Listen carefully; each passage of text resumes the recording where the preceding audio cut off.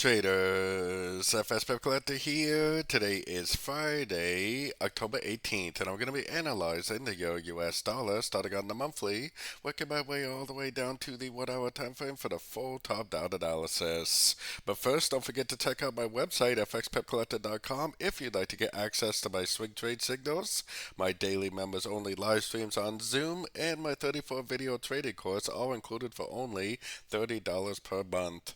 So anyways, on the Euro-US dollar, I mean, the monthly candle has it closed, so I still am not ruling out the possibility that this does go up and make either an expanding flat or a running flat. But the way things are looking, it does look more likely that like this is an A, a B, and we're going down for a C before we actually do go back up. Either way, we're just going with the flow, so it's not too big of a deal.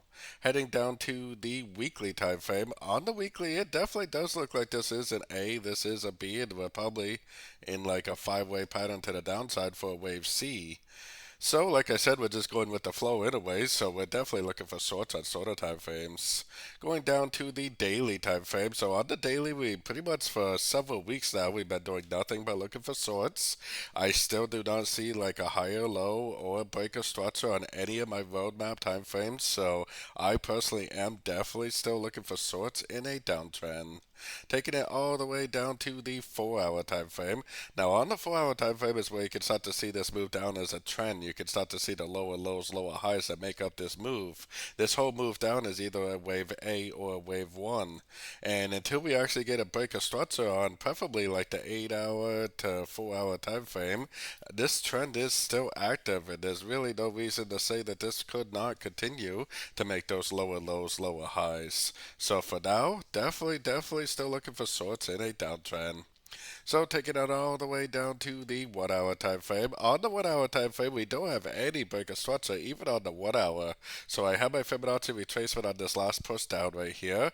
I'm definitely still looking for shorts, at least until we get a breaker structure, like I said, on at least a 4 to 8 hour time frame. To the upside, I am definitely doing nothing but looking for shorts on these shorter time frames. So if I see 1, 2, 3 waves up to any one of these Fibonacci levels with a nice engulfing move to the downside, then I definitely am going to take it as another short.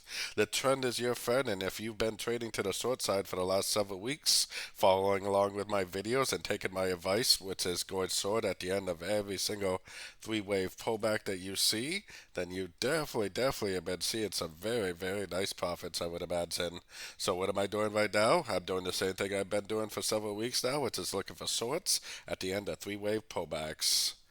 So don't forget to join my free Discord channel, which is linked over here in the corner. And as always, thank you and happy trading.